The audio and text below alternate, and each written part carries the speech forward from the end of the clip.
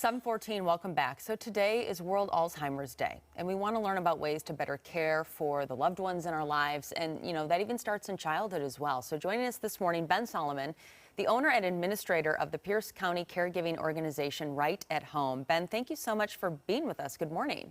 Sure. Thanks, Liz. Great to be here. So we were just talking a little bit in the break, a little bit about, Ben, what your group does, when it comes to supporting caregivers and in-home care. And this was really shocking. I didn't even think about this. I mean, on top of the fact that caregivers already have this massive responsibility, it's emotionally exhausting, it's physically exhausting. COVID also exacerbating some of these issues. Can you talk about that? Oh, definitely. So, with Alzheimer's, you find that your world shrinks.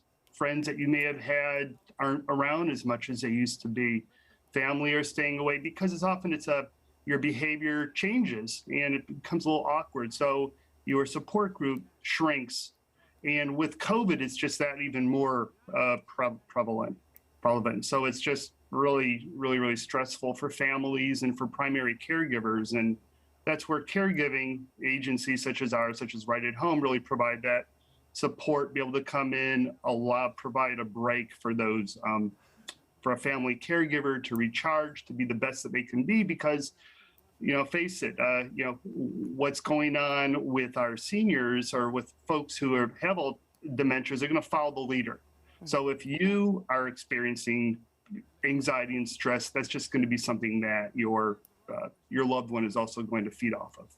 I mean, you talk about, feeding off of that anxiety and that stress, but let's also talk a little bit about communication as well. I mean, what does it mean when you talk about, loved ones with memory loss, Alzheimer's, and really communicating with them as the disease progresses? Yeah, it's really important really to kind of understand, Alzheimer's isn't something that you can see, right? So it's something that you experience. So as you're communicating with family, it's really important to sit down, and especially talking about with children, for example. Kids may get nervous, may think, oh my goodness, I hear grandma, grandpa has Alzheimer's, and having them, it is different. They're going to be behaving differently, but it's not something they can catch. So that's important to let them know, hey, you can't catch Alzheimer's. It's not like catching the cold, right?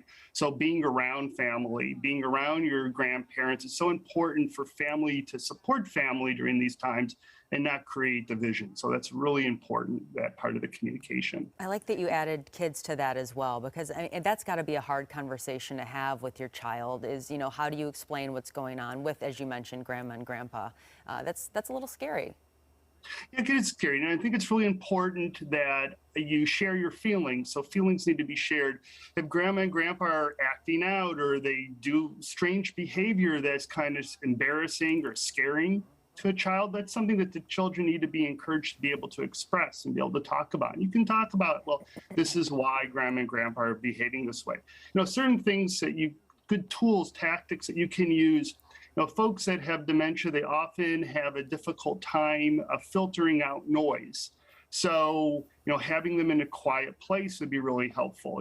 For example, you're going to play music. If you say, little Joey's got a concert, rather than taking them to the music recital, why don't you have Joey come to grandma and grandpa's house and play for them, because that can be distracting or disorienting. You don't want to approach people with dementia from the side, because often folks lose their peripheral vision. So you want to approach them from the front, speak calmly, no startled motions. Those type of things are going to create an environment of behavior that will be more conducive and more easier for everyone involved.